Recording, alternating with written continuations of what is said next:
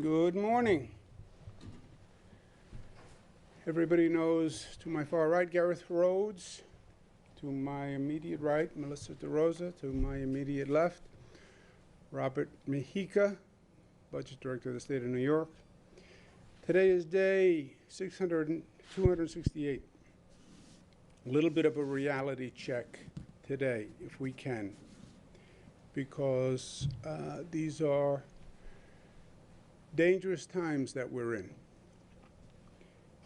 The COVID rate, number of deaths, number of hospitalizations, everything we watch all day on TV is all a function of our actions, right? There is no predetermined result here. It is a result of our actions, period. You tell me what New Yorkers do today, I will tell you the infection rate tomorrow. It's a direct result. We are in a place now where there is a bad synergy. People are talking about Thanksgiving, what's going to happen by Thanksgiving. It's not just about Thanksgiving. There is a sense of COVID fatigue, they call it. We're social beings. We enjoy other beings. Isolation is depressing. COVID fatigue, I don't want to do this anymore. Well, there's a vaccine. It's over. There's a vaccine. Seize anything you can as a rationalization. There's a vaccine, we're going to get it in a few weeks, I don't have to worry about it. You put that together with the fact that the cases are already on the increase. And we are now coming into the high social season. Thanksgiving, Christmas, it's the high social season. Social activity goes way up in this season. That is a bad combination. And it is always the combination of events that creates the major issues. This is a toxic cocktail of dynamics and facts. First, we are already in a bad period. Before you get to Thanksgiving, we are already in a bad period.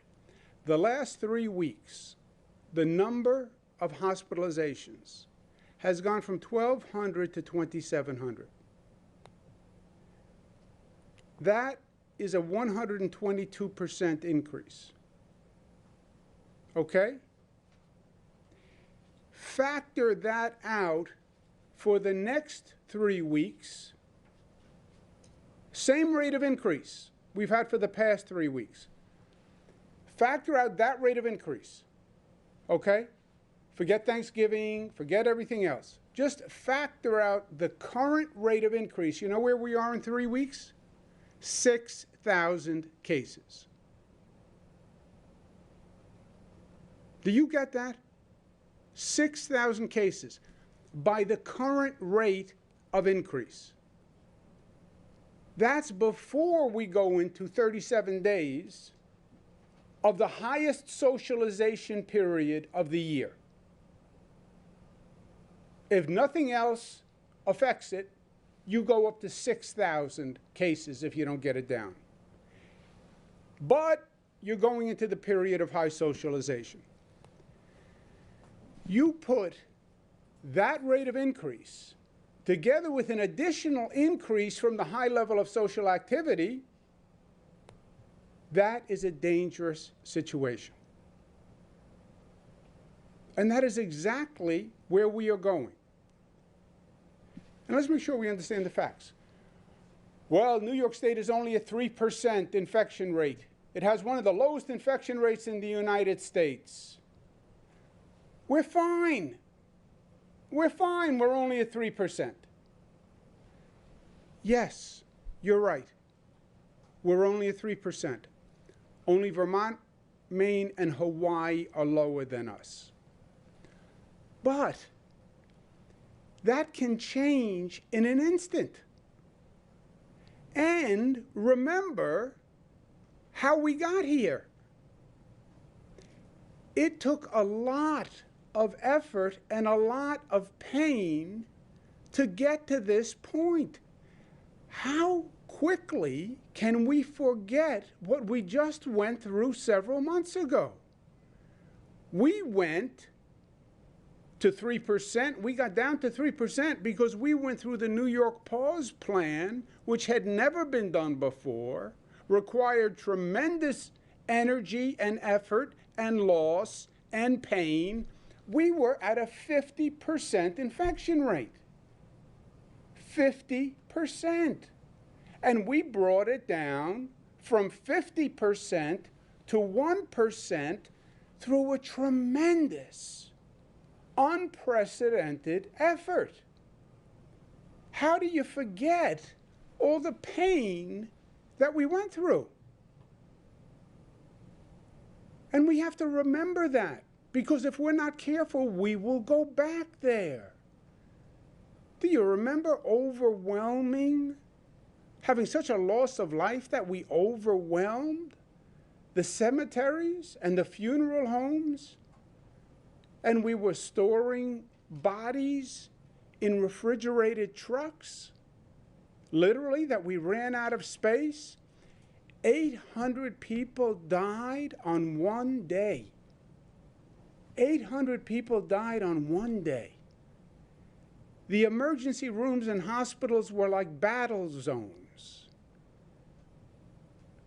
We ran out of cemetery space, and in New York City, they were burying people on Hart Island. I mean, how do we not remember that? And how doesn't that chasten us and frighten us? It frightens me. I remember it like it was yesterday. Walking into the Javits Center, which looked like an emergency hospital after an apocalypse. It looked like it should be in a science fiction movie.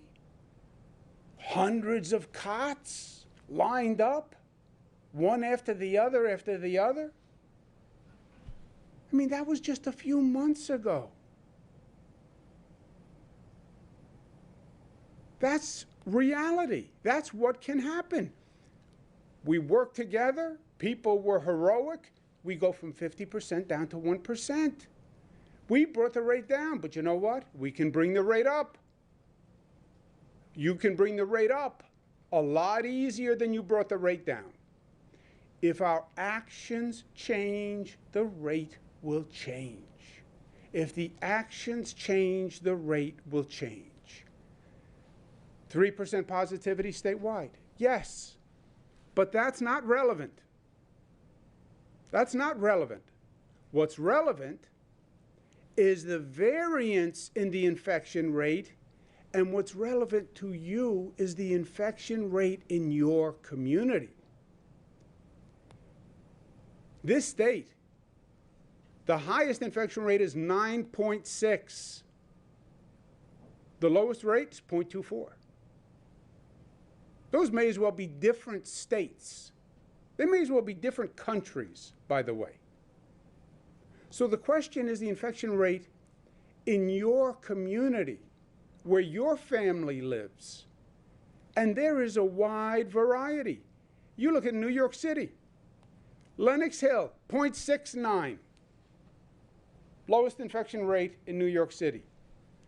Yes, but then you have 4% in Astoria. Just a couple of miles away as the crow flies. Brooklyn, 3.6. And then you have Staten Island. Elm Park, 5%. Great Kills, 5.45. Bay Terrace, 5.5. Pottenville, 5.8. That's what you need to know. Long Island, same thing. You go from 1% infection rate in Woodbury to almost 5% in Freeport. That's 5 times the infection rate. Suffolk, you go from 1% in Stony Brook to 5%, 5 times in Hampton Bays. Same thing all across the Hudson Valley.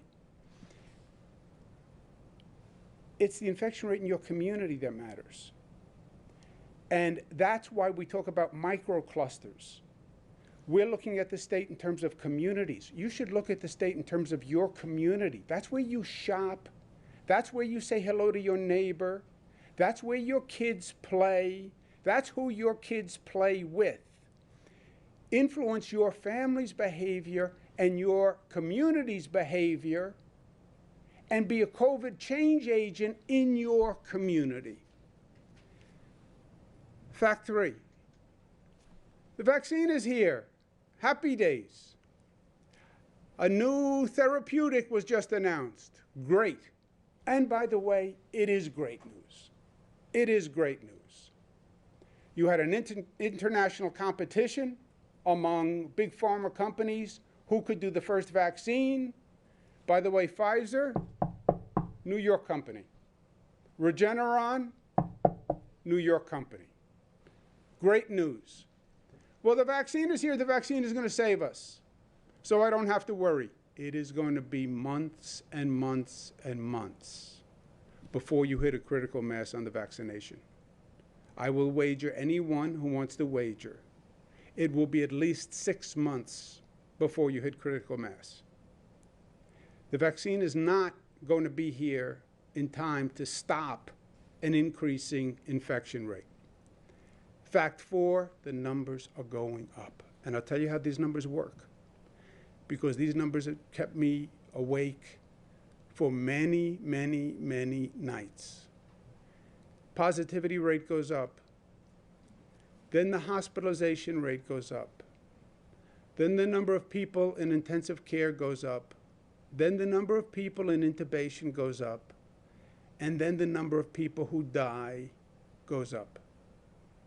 That is what happens. People get infected. They go into the hospital. They go into the ICU. They're intubated.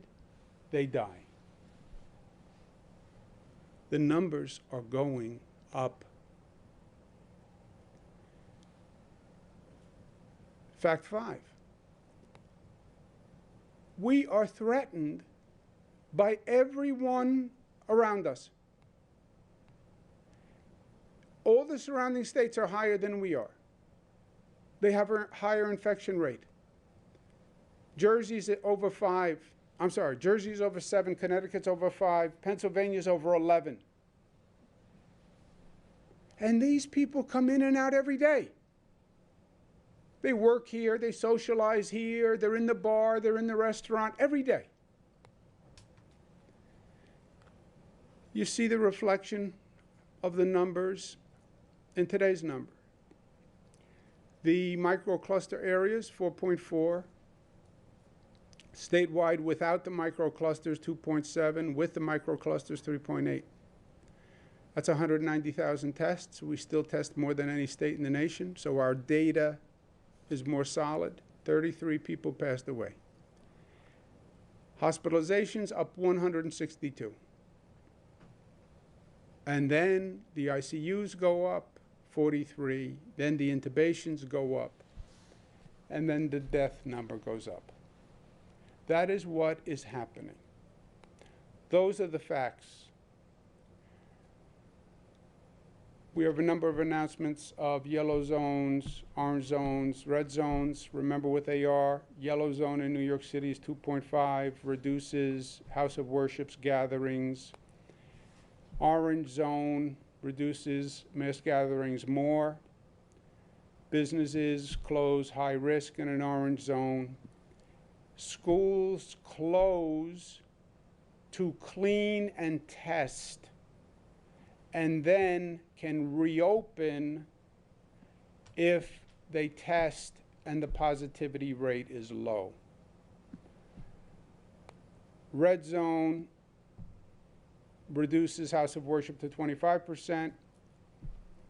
Mass gatherings prohibited. Businesses essential only. Dining takeout only. Schools close, but clean the school, test the school, reopen the school. All the leading thinkers now say K-8 should remain open because it's safer than the local community. Junior high is a different story. New York City, Upper Manhattan is going to become a yellow zone. Basically, the Washington Heights area is 3.3. Staten Island, part is a yellow zone, part is an orange zone. You see in Staten Island, Tottenville, 5.89, Great Kills, 5.5, yellow zone, West Brighton, Mariners Cove, Elm Park, etc. Staten Island is a problem. The number of hospitalizations in Staten Island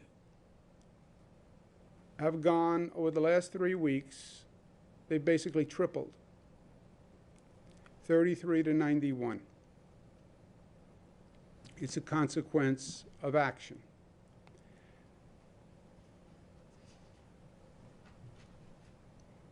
These are our 3 weeks overall, 122% increase. This is where we wind up, 6,047, at the same rate of increase. If Thanksgiving did nothing, if Christmas season did nothing, if we don't bring down the current rate, we go to 6,000. Staten Island has such an issue that it has triggered a hospital capacity issue. And the hospitals have contacted us and they say they need emergency beds on Staten Island. And we're going to open an emergency COVID patient facility at South Beach on Staten Island. Remember when we had to set up field hospitals, emergency hospitals for additional capacity? Well, that's what we have to do on Staten Island.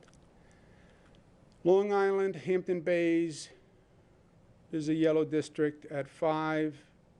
Suffolk, Riverhead is a yellow zone.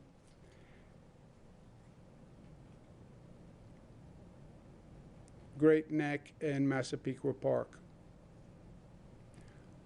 Finger Lake, Central New York, parts of Syracuse, Solvay, DeWitt, Lincourt become an orange zone. In Monroe, parts of Rochester, Irondequoit, Brighton become an orange zone. On the warning track, parts of Erie County are on track to become a red zone. Westchester County, parts of it are on track to become an orange and a red zone. Orange County on track to become an orange zone. Unfortunate coincidence between Orange County and orange zone. Putnam County, Brewster is on track to become a yellow zone. Ontario, Victor on track to become a yellow zone. This is my last point. Thanksgiving, this is my personal opinion. So it's worth what you pay for it. Since you don't pay for it, it's worth nothing. This is not a normal Thanksgiving. It's just not a normal Thanksgiving, despite the commercialization. I'm sitting there last night, I'm watching television. All these commercials. Thanksgiving is coming, here's Thanksgiving. 20 people around the table, everybody drinking, passing turkey, laughing, kissing, hugging. Yeah. All beautiful pictures of Thanksgiving in the storybook setting, the way we wish it could be. Those commercials have nothing to do with what this Thanksgiving should be. Because those commercials are selling cranberry sauce, and they're selling liquor, and they're selling turkey stuffing. So they're trying to say, this should be a normal Thanksgiving, buy our product. I understand that. This is not a normal Thanksgiving.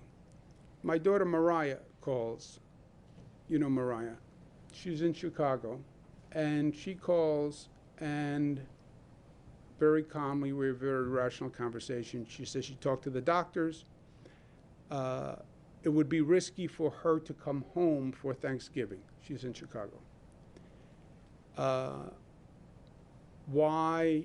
Well, they say even if I get a test, I have to get it on an airplane. An airplane is risky. I have to go through the airport. The airport is risky. It's such a time now where I can actually test negative but have the virus, but the antibodies haven't shown yet, which is true. This is a lag.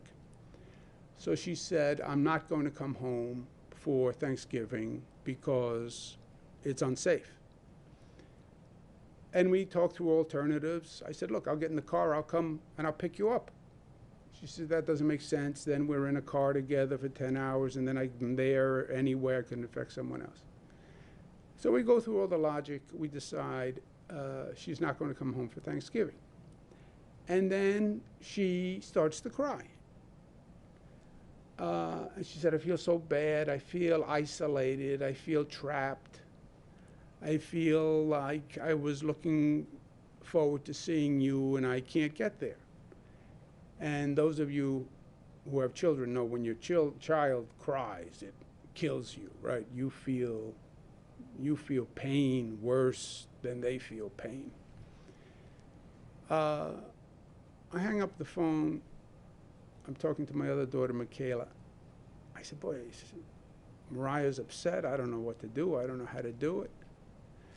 Michaela, who's the baby, but the baby sort of watches everybody else and sometimes has an insight on wisdom. She said, well, this is not a normal Thanksgiving.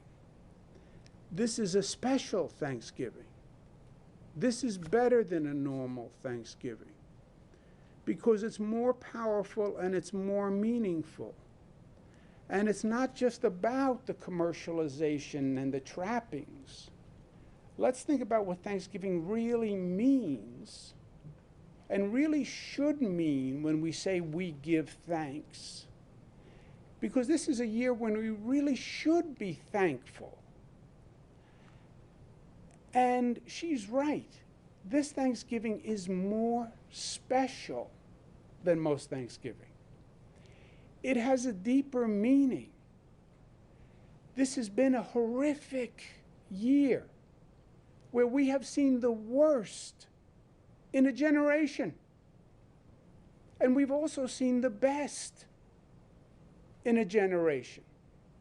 And let's think of Thanksgiving as a time to, yes, really give thanks to the people who really did phenomenal things this year. Those doctors and nurses who were just amazing, all the essential workers, all the neighbors who went out and shopped for their neighbor and helped them out, all the senior citizens who had the worst year, who couldn't see their family, who were in nursing homes with no visitation, who were scared for themselves because they were the #1 targets for COVID. Every person who wears a mask. Be thankful for them that they care enough to do it. Every restaurant owner, business owner, bar owner who lived by the rules and who suffered economically to keep their business open, every police officer, every EMS worker, every bus driver and train operator who had to stand there with hundreds of people walking past them all through COVID. Every reporter who goes out there to cover the story, to tell people the truth. Those National Guard people. I remember looking at the National Guard when we were setting up the Javits Center. And I saw fear in their eyes. It was like a stage from a movie. It was so frightening, with all green uniforms, green trucks, Army rations, Army nurses. It was frightening. They were scared. But you know what? They were there. They were there. They didn't call in sick. They showed up. Think about all the people who left their homes every day so that we could stay at home. Think about what I was saying to people every day. It's dangerous. Stay home. I'm not kidding. Stay home. But not you, essential worker. You have to show up and you have to leave your house so everybody else can stay home. What a beautiful gesture. Be thankful for that. How about the thousands of families who this Thanksgiving know the person who's not there? Because thousands and thousands of families lost someone. Why don't we really honor that this Thanksgiving? And saying, yes, we're going to be alone physically, but we are spiritually together, celebrating in a way that is even deeper than just the proximate location of sitting next to someone. Yeah, Mariah's going to be in Chicago. But you know what? The feeling of this Thanksgiving and my love for her and her gesture and the way she helped me this year and the way she helped other New Yorkers, she did the Mask Up campaign. The fact that she cares enough not to come home was such a beautiful gesture of love. Thank you, Mariah, for thinking more of me than yourself and not coming home. We have to think of Thanksgiving that way. It's not that table. You're giving thanks and honoring your global family and the family of New York and everything that we did together this year. That's what we're thanking. That's what New York tough, smart, united, disciplined, and loving means for this Thanksgiving. It's not a normal Thanksgiving. It's not the traditional Thanksgiving. It's better than that. It's deeper than that. It's more spiritual than that. It's more profound than that. Never in my life has there been a Thanksgiving that is more significant to me on such a deep level. It was about life and death this year. That's who we should give thanks to.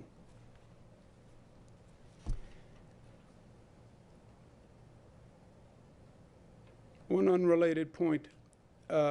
We finished cashless tolling all across the New York State Thruway, 527 miles.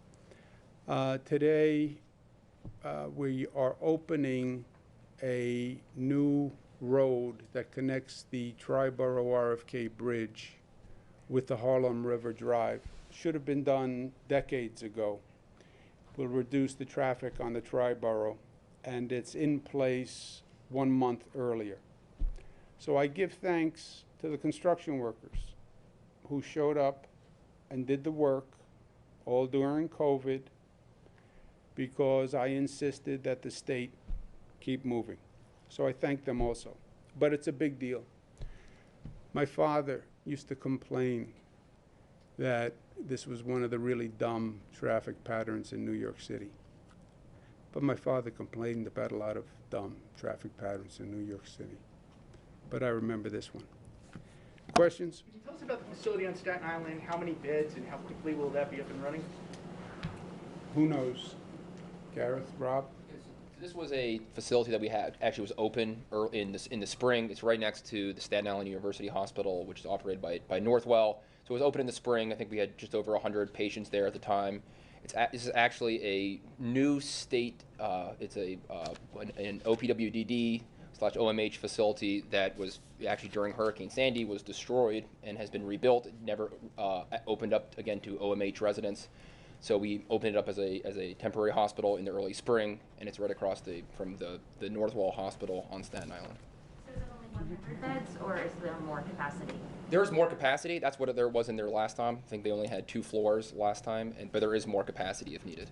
We set up a number of emergency facilities in the spring. Thank God we didn't need them. Javits, we did use for about 2,000 people. This was a planned emergency facility in the spring. We didn't use it. Now we need it. Have you spoken to Joe Biden about what he can do about congestion pricing once he starts as president from day one? No, not had the conversation, just because the conversation hasn't gotten to that level. of detail. I'm sure he doesn't know about DOT. We have a lot of DOT issues. MTA, congestion pricing plan, is one of a long list of issues with Department of Transportation. Department of Transportation hasn't approved the rebuilding of the Hudson tunnels. Department of Transportation hasn't approved the LaGuardia Airport air train. Department of Transportation hasn't funded Second Avenue subway, while every other federal DOT has. And the federal government hasn't approved the congestion pricing plan. So it's a long list. How important on the list is congestion pricing? They're all important. Governor, in the spring, we had problems with supplies and staffing, and you talked a lot about nurses from other places. Those folks are not available now. What concerns do you have about staffing and supplies, and where do things stand now, specifically on Staten Island and the city in general and the state? Supplies, we had, the spring was a case of first impression, right? Nobody knew where we were, and we were improvising every step of the way. As I've said before, and as a cathartic process wrote in my book, that we had SARS, MERS, Ebola, dengue, Zika, H1N1, and then we have COVID, and this nation was surprised that we had COVID, is still incredible to me. Dot, dot, dot, dot, just factor out the dots. SARS, MERS, COVID, all coronaviruses, all from China, all from wet poultry markets, all evaded the national health gurus, and then COVID travels from China to Europe, is in Europe for 3 months, nobody knows it, and comes here from Europe for 3 months. Anyway, so it was all a case of first impression. PPE became a major issue. Masks, gowns, testing, reagents, staffing, next. We have learned our lesson. We have the PPE that we need. We have the supplies that we need. We have the surge capacity now in the hospital system. We're using it on Staten Island. This is surge capacity, which we never used in the spring, but now we need to use it on Staten Island. Did we ever fill Staten Island in the spring? The hospital system? No, Or that's, the South Beach facility. we had about 200 patients over the period of the... In South Beach? In South Beach, yes. Okay. But these are So- COVID convalescents, so people who were recovering. All right, so we're reopening that emergency facility. So we have the surge capacity, we have the PPE. The staff, one of the problems with the staff in the spring was they were burned out. They were working 7 days a week, and they were burned out. And they were sick. We've identified additional staff people who can work, but we don't foresee that dire logistical crisis that we had in the spring. What you can't deny is hospitalization goes up to 6,000. Hospitalization is a nice way of saying more people die, right? More people die. We had 1,000 people in the hospital 3 weeks ago. 3 weeks from today, we can have 6,000 people in the hospitals. 3 weeks ago, death rate was about 10, 15. Today it's about 33. If you're at 6,000, you could be back in over 100 deaths. Governor, can you clarify how schools can test out once they're closed in an orange? You said they can test out and reopen, but what's the threshold there for a school? Do they have to have, what's the specific testing rate? And along those lines, how quickly could schools in New York City reopen if they do adapt that testing? Yeah. Remember, Andrew, we did this 2 weeks ago. We had the Brooklyn zone. Brooklyn went to a red zone, I think it was, and Queens went to an orange or a red zone. But schools closed in those zones, and what did they do? They closed for 4 days, cleaned the schools, test the students. Any negative student can return, positive student can't return, and then 25% of the student population is tested once a week. And on that basis, the school reopens, which happened in Brooklyn.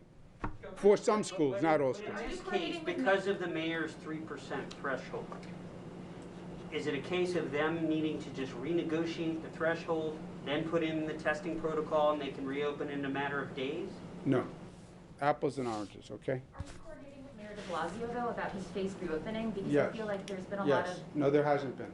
Let's just be clear because there are facts, okay? So let's just know the facts. Education, and we did this yesterday, but not everybody was here because you don't work Sundays. I work Sundays because I get overtime on Sundays. Time and a half, actually. The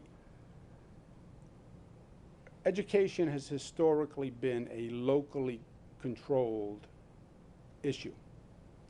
And local governments are very proprietary about education. You get outside of New York City, you go to buy a house in the suburbs, upstate. You don't say to the real estate broker, I want to buy a house in Mount Kisco. You say, I want to buy a house in the Chappaqua School District. I want to buy a house in the Scarsdale School District. So the school district, school board elections, school superintendents, it's a very intense. They wanted local control over the schools, which is what normally happens, subject to state regulation always. 700 local school districts. I said, this is what we'll do. You have local control up to 3%. When 3% happens, the state law takes over. But up to 3%, it's up to you. So some school districts have hybrid, some open, some closed, some do remote, some do a combination, whatever the parents wanted. The one thing I insisted on was I said, consult the parents and the teachers. I don't want the school superintendent to make a decision and then the parents say, that's a crazy decision. I'm not sending my students, my children. So up to 3 is up to them.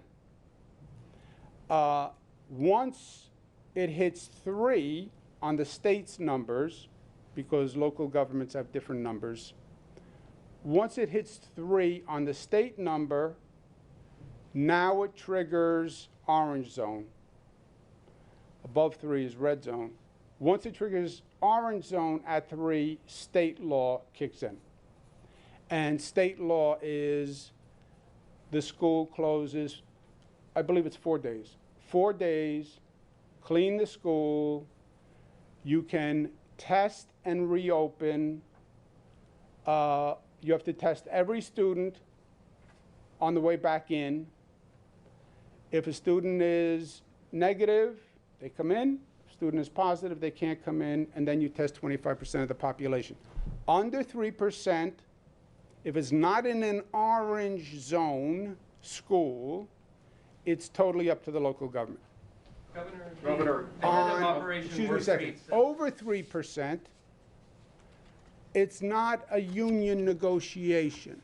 I'm not negotiating with the teachers union. Mike Mulgrew is the New York City Teachers Union. You then have local teachers unions all across the state. The way you have a Mike Mulgrew, there's an Andy Pallotta who's the head of the statewide, and then there's Rochester teachers and Buffalo teachers and Nassau teachers and Suffolk teachers, multiple unions. The same rule applies to all at 3%. This is what happens. Bing, one rule, one law across the state.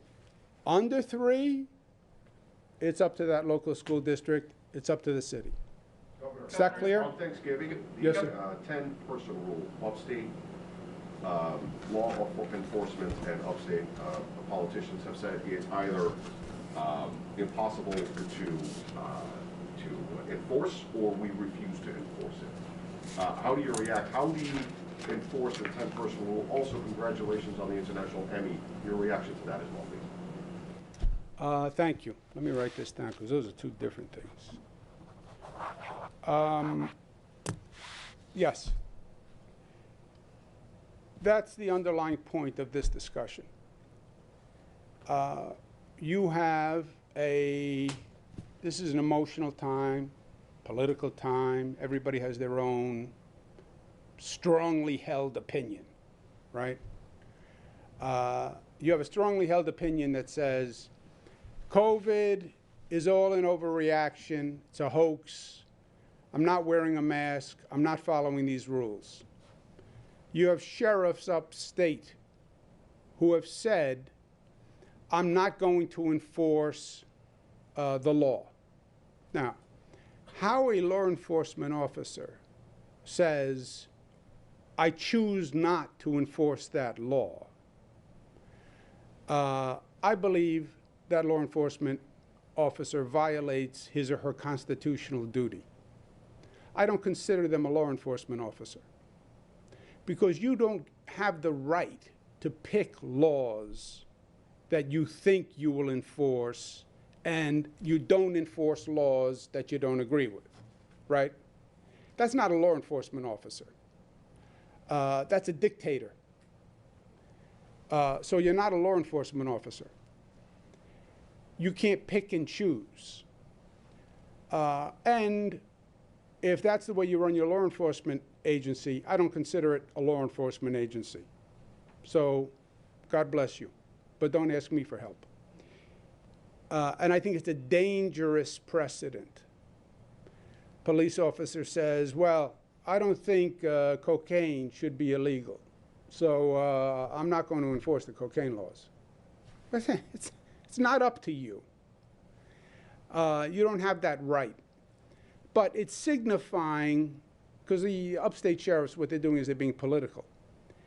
The no more than 10 rule, people find intrusive. You're telling me in my house I can't have more than 10 people? It's none of your business what I do in my home. Now, of course it is. Laws apply in your home. Domestic violence applies in your home. Drug laws apply in your home. Yes, it does.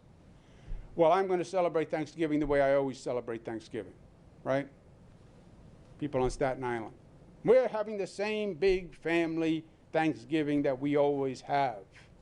And nobody's going to tell me not to have a big family Thanksgiving. I'm telling you that you are responsible for your actions. And here are the numbers, and the numbers don't lie, and this is the increase before any other increase from Thanksgiving. And if you increase social activity, then you're going to see the number go further up. I said to one person, I had a conversation with somebody on Staten Island, who said, I'm not following these rules, they're all baloney. I said, I'll make you a deal. I will exempt you from all the rules. You agree, if you or anyone in your family gets sick, you're purely responsible. He said, what do you mean? I said, if you get sick or your family gets sick, you're responsible. You stay at home and get better. If you have to go into the hospital, you pay the bill. You find a nurse to take care of you. You find an ambulance driver who wants to drive a COVID positive person to the hospital. You're responsible. Well, no. I'm not doing that.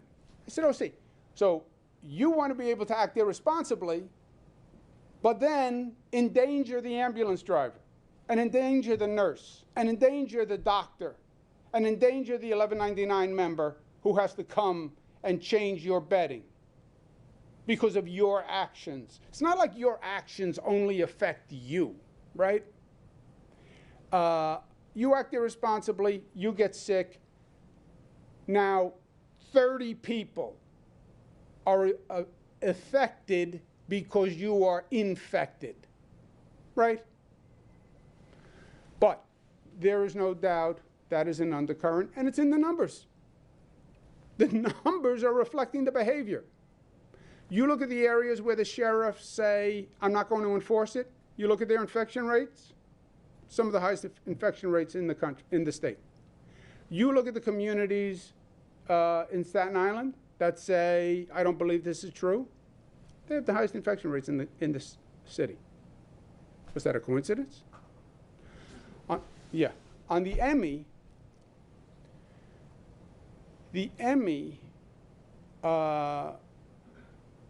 when I first heard, I was flattered by it, but then I looked into it a little bit.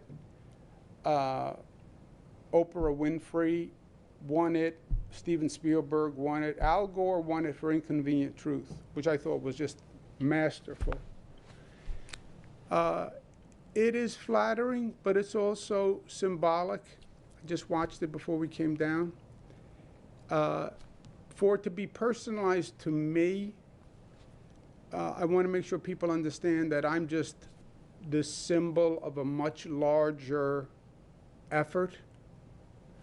The people who are around this table, Rob, Melissa, Gareth, who were there every day, every public employee who was out there putting the numbers together every day, and really the people of the state who made it work, right? What they were saying on the presentation was, I gave facts. They never mentioned my sense of humor, by the way, nor did they mention any charisma or good looks or charm. They didn't mention a lot of things, but they said I gave facts. But it's that New Yorkers responded, and New Yorkers did respond. And that's how you go from a 50% infection rate to a 1% infection rate. And now you're at a 3% infection rate. And by the way, the parts of the country that didn't have it in the spring, they're now at 50% infection rate. Wyoming, North Dakota, and we're one of the lowest. It was really one of the most beautiful, effective exercises of social action, right? We did this first in the nation, first state in the nation to have a mask mandate. We're like 99% compliance with masks. Why? Because I made it a law? No. You could never ticket. You know, I think we gave out 10 tickets. New York City, all they use is sheriffs now. It's not that we give tickets if you don't wear a mask. It was just social action, social behavior. People accepted it. That's what the Emmy's all about. It was beautiful to see what people can do at their best, how they can come together and how they can sacrifice and how good they can be, especially in New York. All the diversity, black, brown, gay, straight, LGBTQ, all this diversity. It's a problem everywhere else. Differences, differences, differences. No, commonality, commonality, commonality. That's what New York said. That's what won the Emmy. So congratulations to New Yorkers, which I've always said, because it's New Yorkers who did it. Let's take one more. Governor, the head of what measures I will do more than one more, I'm sorry. Can you talk about what measures the state may be taking in the of belt tightening in the event that a federal stimulus comes out that doesn't include aid for states and cities, and could that even include maybe even job cuts in the public sector? If the federal government does not provide relief, state and local aid, belt tightening, it would be going from a 42 to a 29, okay, to stick with your analogy. I don't really know the relevance of that, but it sounds good. 44 to a 29 waist. You would have to do tax increases, government cuts, and borrow, and layoffs, and you would still have a long-term issue. You'd have to do all of the above. Let's say the number's about 50 billion. Go to the highest income tax in the United States of America. How much do you think it makes us? $1.5 billion, $2 billion tops. Highest income tax in America. We're second highest now. We'd go higher than California. 2 billion tops. Okay. Now you need another 48 billion. So you'd have to do all of the above. To put it another way, just how vital is that stimulus? Oxygen. It's oxygen. I had all the governors on the phone. I'm chairman of the National Governors Association. It's every state. And also, there's a broader point. One of the governors said, he was exactly right. We were briefing Joe Biden. If as goes the states, goes the nation. You can't say to 50 states, go bankrupt, without saying to the nation, go bankrupt. It's a problem for every state. If they don't fund the states, I think you'll see a national recession. And do you really want me to lay off essential workers? You know who the essential workers are? They're the teachers, the police, the healthcare workers who are supposed to be doing this new vaccine process, which is going to be an operational nightmare. Governor, speaking of the vaccine, Operation Warp Speed, the head of it said that a vaccine could be ready as soon as December 11th for distribution. What is the status of state efforts? And has any thought been given to this idea of prioritizing vaccinations for people who are most at risk of spreading the virus compared to purely based on medical vulnerabilities? The prioritizations are done by medical personnel. You raise an interesting point. I don't know how you would determine. Well, you probably are hitting the same class. If you're doing healthcare workers and essential workers, you're doing people who are coming in contact with the largest number of people, right? Essential workers are coming in contact with the people, with the public. The current plan would just prioritize the frontline workers, not necessarily an essential worker at Starbucks or something who might see lots of people, right? Well, it depends on what, the first plan, the outline of the plan, the big question is how much product, how quickly, Are you going to be getting 1 million doses a month? Are you getting 500,000 doses per month? And when you know the supply, you can come up with the actual plan, specifics of the plan. But right now, the first priorities are people who are senior citizens, people who are immune compromised, and that's going to be the first tranche. Rob, do you have anything newer on that or different? No, I think the numbers are, it really is going to depend on how much vaccine we actually get and then prioritizing. So we're building categories of people, right, based in those categories. But as the governor said, it's going to come down to how much vaccine we get and when. Pharmacies have been a big... held two in-person fundraisers over the weekend. Do you think mayoral candidates should be doing in-person fundraisers as COVID spikes? And what examples do you think mayoral candidates should be setting right now? I think they should be setting the highest standards, and they certainly shouldn't be breaking the law, right? So the law is the threshold, and I don't know what anybody did or didn't do, but if it violated the law, one of the sheriffs should go give somebody a ticket. And I think, if anything, they should be setting a higher bar. Pretty much much anywhere you go in the city today, you see long, long lines of testing sites. CityMD is very popular because people like those 15-minute tests, and they have those now. But there are other sites as well, and there are long lines pretty much anywhere you look. Are there enough testing sites in the New York City area? Should there be more? And is one test enough to go celebrate Thanksgiving? Yeah. Just so you know, we do more tests than any state in the United States. We have we do more testing pro rata than any state in the United States. And we have more testing sites pro rata than any state in the United States. In New York City, you have 420 testing sites.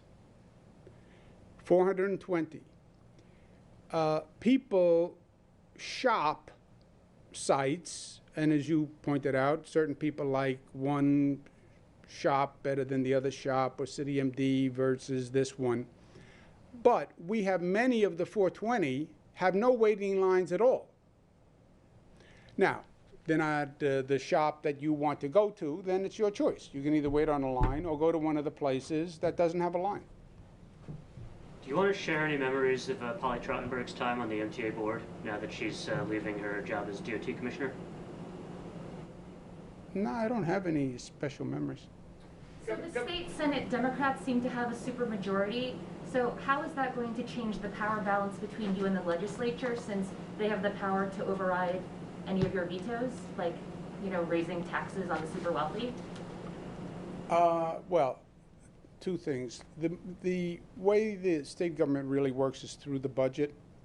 All the main things are done in the budget. And supermajority or not, it doesn't really make a difference. And I can't think of a situation where every Democrat in the Senate, you know, the senators are individuals. They're not really a monolith or sheep. So I don't think there's ever been a situation where I disagreed with every Senate Democrat. And you have to remember, Senate Democrats, it's just not just that they're not sheep. They represent different parts of the state.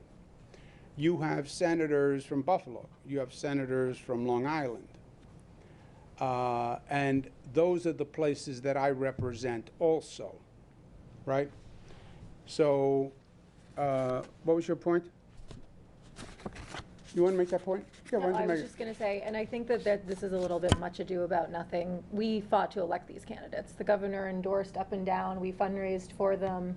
We've got personal relationships with many of them, and we were thrilled when a bunch of the members that looked like on election night they weren't going to make it have now pulled through. So this is great news. Yeah, I supported them all and worked very hard to elect them. Governor, you mentioned construction workers showed up during this pandemic. Do you consider teachers to be essential workers? And do you feel as though they've lived up to that during this pandemic? I mean, it does seem like every union, MTA workers, nurses, police officers, all did show up in person, but the ones who didn't really were the teachers. Well, the teachers did show up as required by the government, right? The MTA, we said we're going to keep operating the MTA, and this is how we're going to do it, and the MTA workers showed up. Construction projects, it was very important to me that New York pause didn't mean we stop building, we stop improving, and they showed up as required by government. The teachers showed up as required by government, right? They fulfilled in New York City what the mayor said they had to fulfill. So it's not the teachers who decided whether or not they were coming. They fulfilled their governmental obligation. Do you have another point? No, and I would also just add that for the teachers, a lot of them had to go above and beyond and figure out how to do distance learning and remote learning. Many of them were upset not to be in the classrooms. We know that that was their preference. And so I think that they were just as essential and showed up the same, if not more than others. Please think about thinking about Thanksgiving differently this year, because it has to be a different Thanksgiving. We can't have, you look at that current rate of increase. You're going to 6,000 cases in 3 weeks. You can't have an accelerant on that number. You really have to reduce that number. This is not a normal Thanksgiving. It's a better than normal Thanksgiving. It's a deeper Thanksgiving. It's a more meaningful Thanksgiving. Mariah loves me so much, she's not coming to celebrate Thanksgiving with me. That's how much she loves me. We have to get our head there. Thank you, guys.